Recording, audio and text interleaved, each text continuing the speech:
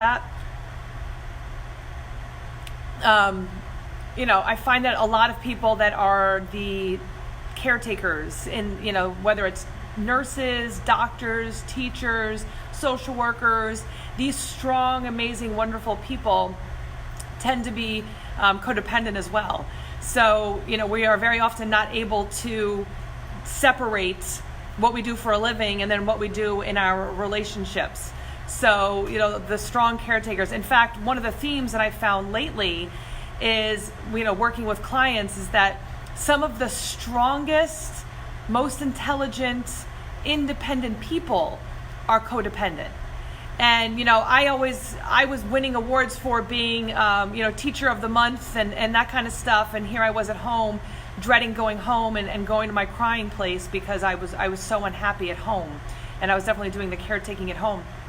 I said to my husband recently, it's the first relationship really where I was not the main breadwinner. I was always the caretaker for every other relationship.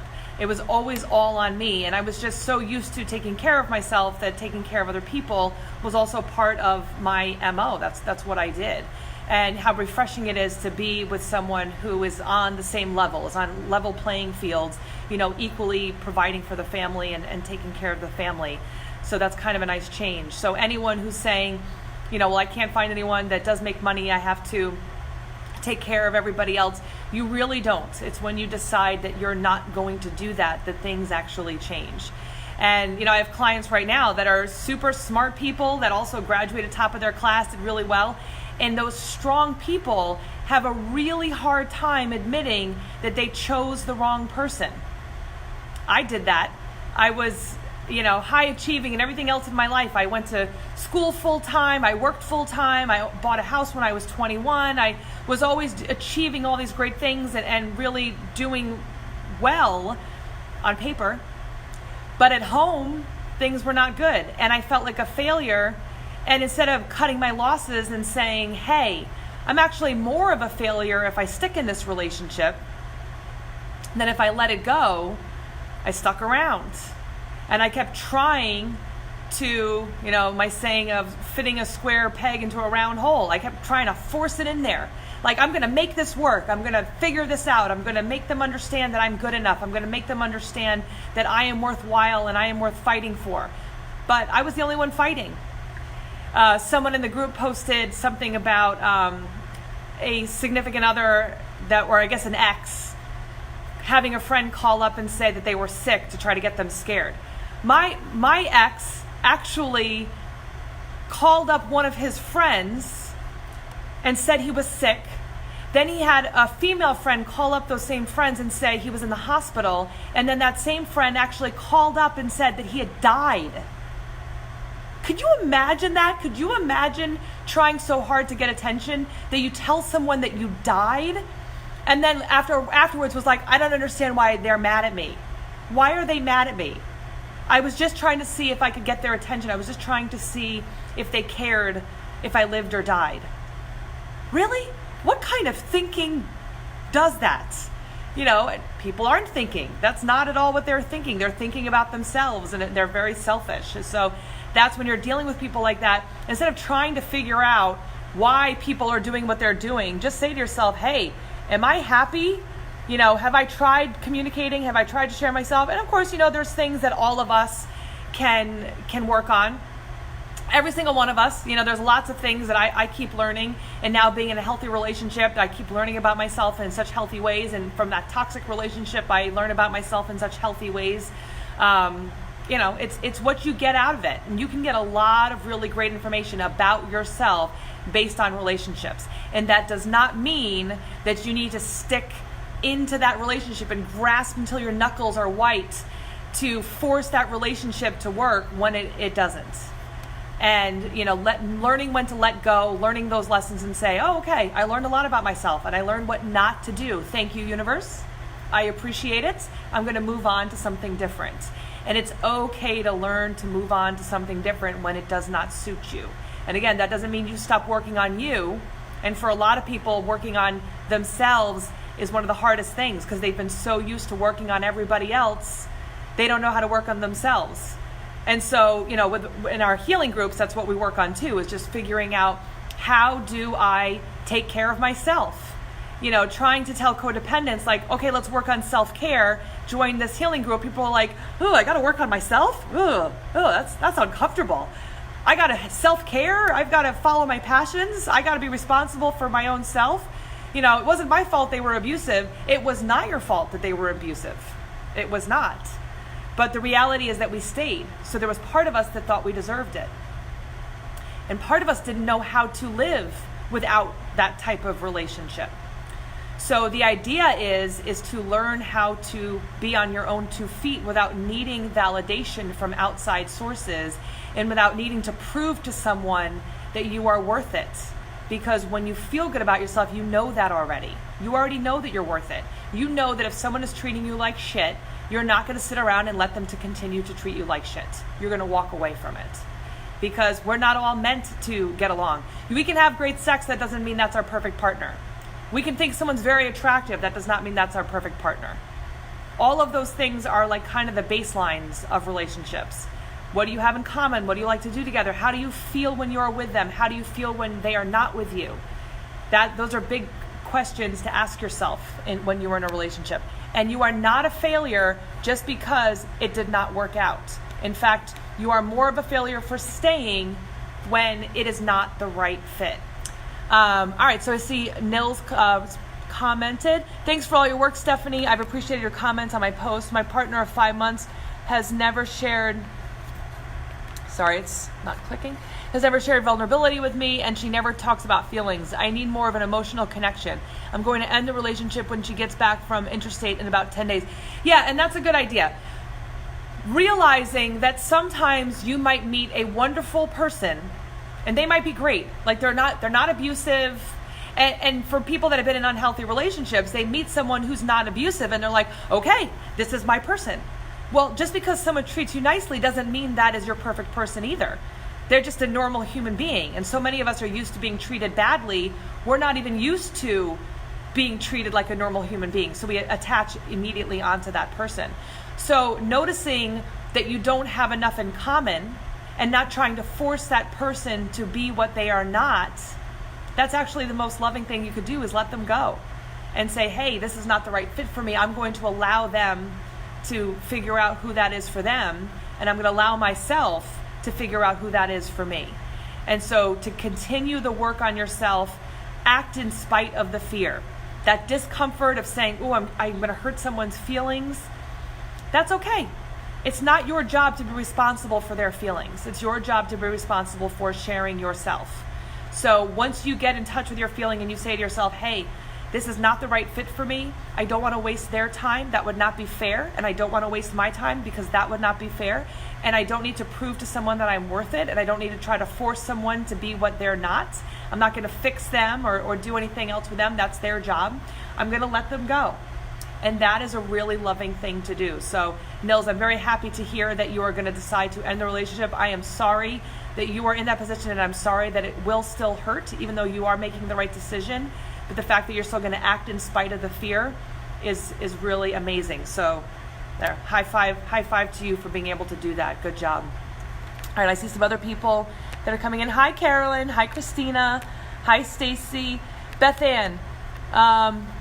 Oh man, I would make everyone around me if I just worked on me. Everyone mad if I worked on me. Well, that's their problem, Beth. It is not your problem to try to make everybody else happy. That is not your job. Your job is to work on you. And one of the things in our healing groups that people notice is as they start to work on themselves, they start to change their friendships. And sometimes friendships are lost, and other times friendships are strengthened. Because very often, we have surrounded ourselves with people that just need us and use us all the time. If we're around people that are constantly using us, our energy, it's very draining. Someone who's using us for money, someone who's using us for attention, someone who's using us to make themselves feel better. You know, those are all users, and those are not people that are there genuinely to be your friend. Those are people that are just using to take advantage of you. They're using you to take advantage of you. Your kindness, your gentleness, they're using you. So it's putting boundaries. I was at a conference last week, and I was talking to someone that was going to, part of the events and they had talked a lot about boundaries, of course. And they were saying, if you take like a jump rope and kind of put it around you where you feel comfortable with people not coming into your boundaries, and they say different countries that you are in is dependent on how far away that comfort level is. So for like in the United States, we have about an 18-inch comfort level. So basically, like if you put your hand out like this and someone comes closer than that, that's where we start to feel uncomfortable. If you go to Europe, it's about 12 inches, and I think in China, it's about 6 inches. And of course, it has to do with space and all that kind of stuff. But if you can see it physically, when you're standing there and someone gets closer, a lot of times people back up, and that's a sign of aggression. Like, people are invading my personal space. So you can physically see that. Well, boundaries, emotional boundaries, are when someone is coming in and invading your emotional space. When is someone coming in and they might be in their act, deed, words, what are they doing that is invading your emotional space? And again, you can let someone know your expectations, but the boundaries are not for them as much as they are for you. What is okay for you to deal with?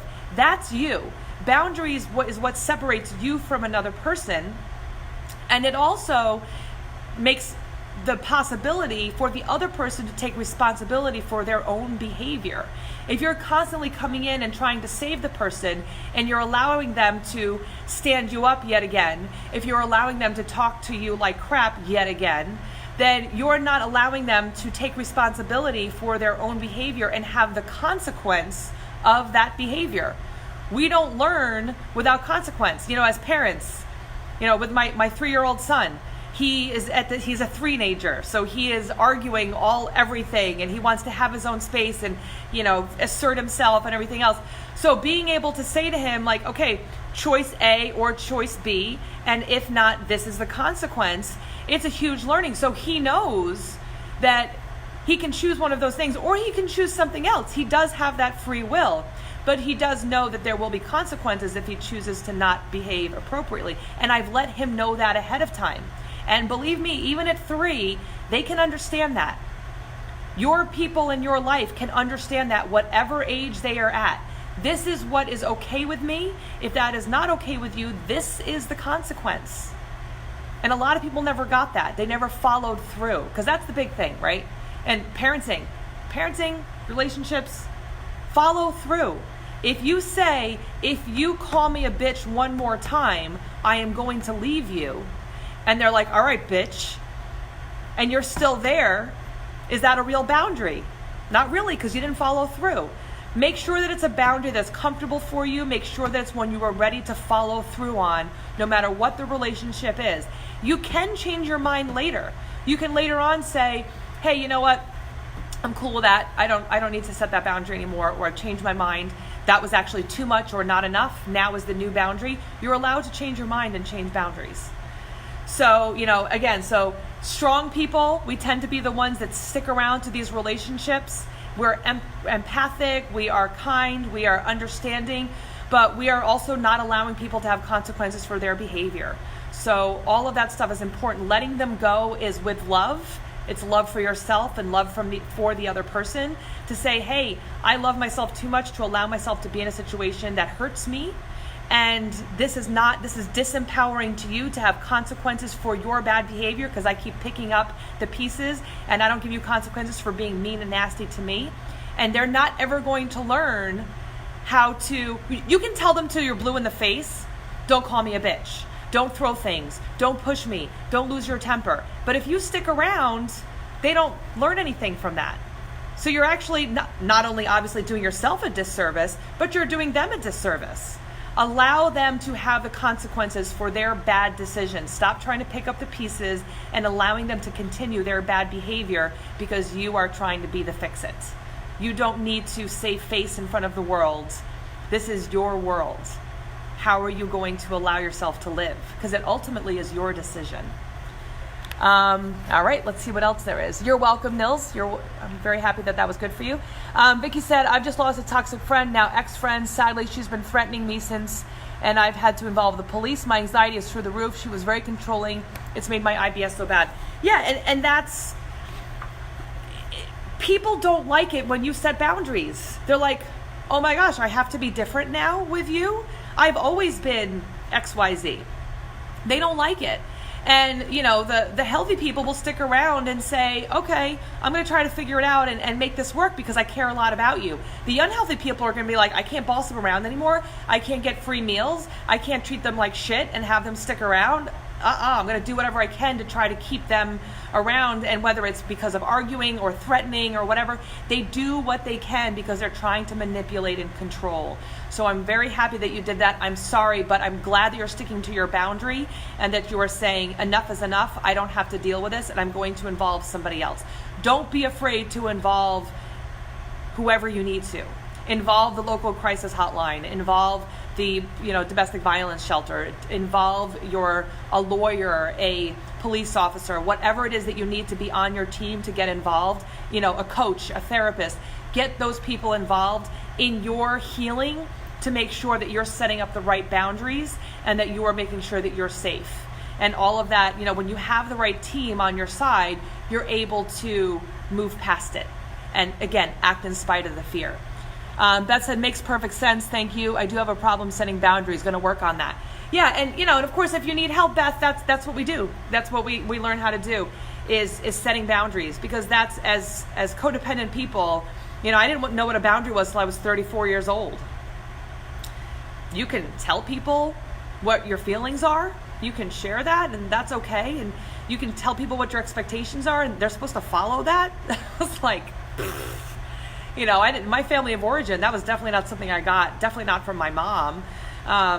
My dad, I think maybe a little bit more, but my mom definitely not. In fact, if I set a boundary, it was like a game of how she could, go past it and push that boundary. And then when I got married to my first husband, I had the negative parts of both my parents in one person. Talk about hell. I was like, I picked. There was some good qualities. Of course, I wouldn't have picked him out. But once we were married, I was like, oh my God, I picked my parents. And not the good of both my parents. I picked the worst of both of my parents. So what the hell was I thinking? Was I trying to put myself through hell? Subconsciously, I thought I could handle it. And there was no reason to handle it. You don't have to handle your relationship. It should just be natural and calm and safe. You shouldn't have to handle your relationship. And that's kind of how I felt. I'm strong, I can do this, I'm a caretaker, I can fix this and make it better. Why put your energy into all of that? Imagine the amazing things that you can do with yourself if you're not having to handle a relationship, if you're not having to put all that energy into those unhealthy relationships. All right, let me see here. Beth Ann, makes perfect sense. Okay, work on that. Excellent. Joanne, visiting my son, doing everything here. Time to set some boundaries, Joanne. You do not have to do everything there. Speak your truth. Stracy said, I have recently left a 13-year relationship. I have 3 kids and 1 on the way. Any advice? And he doesn't want to deal with the kids. Well, he doesn't want to deal with the kids. Well, not your problem, because if you are leaving the relationship, then you're going to get lawyers involved, and you're going to have to with someone like this, because they are going to try to manipulate you and to use their fear tactics to try to keep you scared. So getting the lawyers involved and making sure that the courts are involved sounds really frustrating and overwhelming, but when they don't follow through with a court-ordered visit, or they are not following through on giving you any type of alimony or anything like that, just make sure that you are sharing that with your lawyer, because you want to make sure that that's all written down. Another thing I suggest, in this group we actually have an app. I think it's called the Family app. You can scroll into the announcements and look for it. But basically there are different apps that you could use that are for court specifically, and you can say to them, and I use that with my clients, I recommend that to them all the time, because if you are trying to have a conversation with them, they will try to manipulate. I actually have a client right now who, her ex, they have a child together, and she said, I will only speak to you in this app. And he was like, well, then I'm not going to talk to you. And it's manipulation. He's trying to one-up her. So he's like, I will only speak to you through email. And so she was like, and at first she said, see, he won't follow through. He won't use this app. And I said, well, he's doing it to manipulate you. So, the app on your phone can be used in courts. So any conversation, instead of trying to rehash all of the bad things that went on in the relationship and trying to explain to them again how you are worth it, and try to explain to them again, what they could do to make the relationship better, the relationship's over. It's not worth wasting your time and energy. You've already seen what they're capable of. If you stick to the app and just stick to talking about your children, that is a great way to keep them in check. And if they try to threaten you or manipulate you, you can use that in court. So you got to stick to it, because once my client stuck to it and she said, no, I will only respond to messages on this app, he stopped trying to contact her in other ways because he knew that she wasn't going to respond to those. So don't get sucked into their manipulation, because they do that. And make sure that you keep everything written down. Every time they mess something up, make sure that you ask those questions, to your lawyer, and make sure that you have the right people on your team to help support you. So hopefully you answered that. Vicky, definitely go back and watch the comments from before. How about, I see 8 people on. Come and say hello. Ask your questions. What do you have to ask? When you are in the flow of life and you are no longer trying to keep yourself from drowning, you're able to really start to follow the path that feels right. And following the path of least resistance is the easiest thing to do. When I stopped trying to pretty much swim uphill both directions and force relationships that were not healthy for me, and I started to only surround myself with people that were healthy for me, then everything became a lot easier, and things just started to fit into place, and synchronicities started happening, and I started paying attention to things. Doors are just opened up, and it's just, life becomes so much easier. But you have to follow the path of least resistance. And at first, it might feel like major resistance, where you're going through that pain of ending a relationship that doesn't suit you. So you're like, this is the least resistance, is staying in this relationship because I already know that relationship. I already know the discomfort, and leaving is just, I can't breathe. I don't know how I'm going to, pay for things, and all of those other feelings and emotions are being brought up. But as much as that feels like the least resistance, it actually in the long run isn't, because long term, when you're looking at the rest of your life, let's say you live another 50, 60, 70, 80 years, depending on how old you are, then that means that's 80 years of that type of resistance. That's a lot of resistance. Are you going to live your best life continuing the way you are now? On your deathbed, are you going to be happy with the life that you've led? Well, that's a lot of resistance if the answer is no. That's a lot to give up. So a period of time, when you quit smoking, people that stop drinking, when you stop using your drug of choice, and with codependence, it's that toxic relationship, you go through withdrawals, it's a period of time. And I'm going like this with my fingers about 1.5 inches apart, because it's a little bleep in your life instead of your whole life feeling that way. So the path of least resistance that will get you to continued path of least resistance is going through that pain and discomfort and that fear of the change and fear of not knowing how things are going to be, to get you to a healthier place so that you don't have to continue your life that way. All right, so Teresa said, what about dads that won't see their kids? I hate to say, Teresa, but you can't force them. You can go through the process of speaking to your lawyers, you can do all that, and it breaks your heart as a mom to see the children not see their fathers, but you can't force him to be the dad that he should be. And it's sad. But what you can do is work on yourself, get the right support team to make the rest of your life the best of your life, show your children in action, not in words, not that they don't listen to the words, but they really listen to action. In action, that at any point you can change your life around, that you can make changes. It takes just one good parent, one healthy parent, to make all the difference for a child. So if they see you working your hardest and working your best and doing all good things for yourself and realizing that you've made mistakes and coming to terms with it and making changes, all of that, they're going to get the good lessons. And then when you do attract the right partner, if and when you are ready, because you might be so happy working on you, you might not even want a partner. But if and when you find that person, they will be another healthy person, and then you'll get to show your kids what a healthy relationship actually looks like. And that is freedom. So We can't control anybody else. We can't make them, we can't force them. We can tell them how sad the kids are. We can tell them those things, and we can talk to our kids when they are sad and they do feel like they're not good enough, and that's why their dad doesn't want them to be around, because that's a big issue with kids. If I was only this, then my dad would want to be around. So, if they need to get into therapy because there's more conversation that has to be had, but really sitting down, talking with your kids, showing them that you can change at any point, and keep working on you. And that really is the important theme that you need to keep in mind. So hopefully that helps, Teresa.